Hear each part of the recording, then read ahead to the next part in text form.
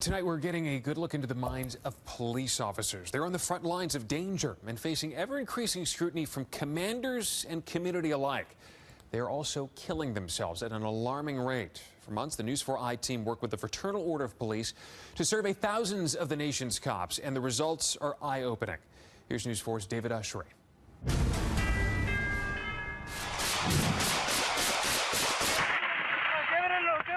Put your hands up! Who's in there? Who's in there? This is what cops across the country see. A baby in the car, too. Every day, hundreds of thousands of stressful situations. Shots fired, shots fired. Some big. We got multiple people down. Some small. But all taking a toll.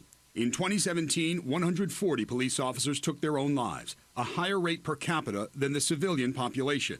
In Chicago alone, a city grappling with a skyrocketing homicide count, the officer suicide rate is 60% higher than other departments. We have to get to a place where, we realize that cops are people too.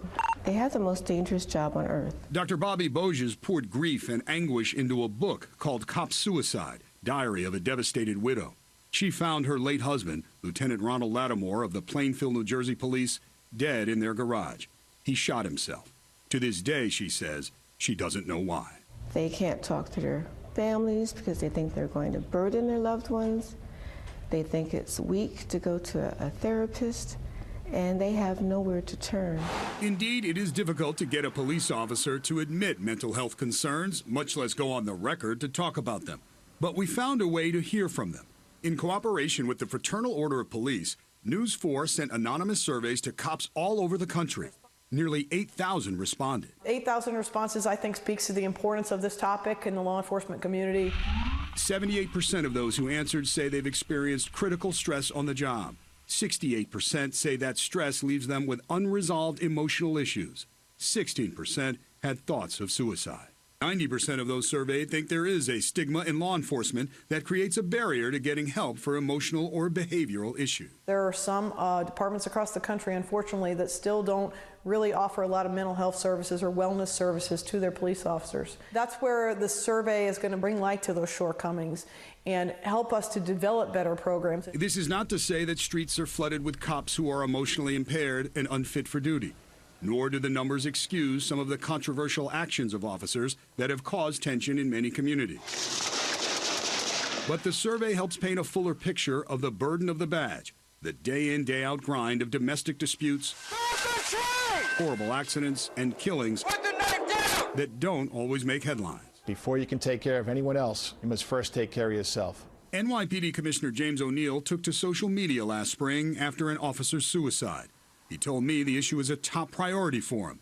In his 36 years with the department, he has lost at least a dozen friends on the job to suicide. This has got to be everybody in NYPD paying attention to it.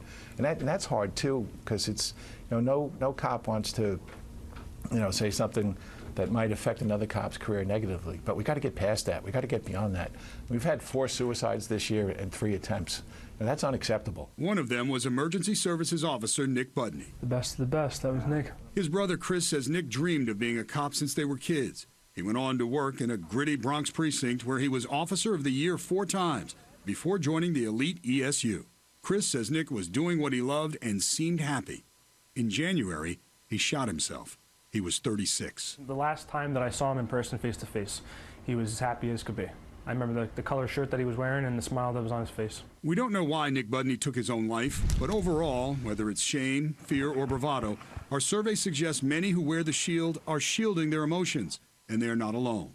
The only reason loved ones would revisit their pain for this story is to help others avoid it. I just really wish that officers would realize that they're human and there's help available. There are resources available, and there's no shame in asking for help.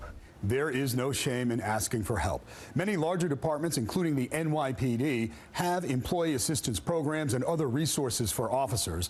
The Fraternal Order of Police is hoping the survey can boost their efforts to get smaller departments such programs, and mostly to get officers talking about it.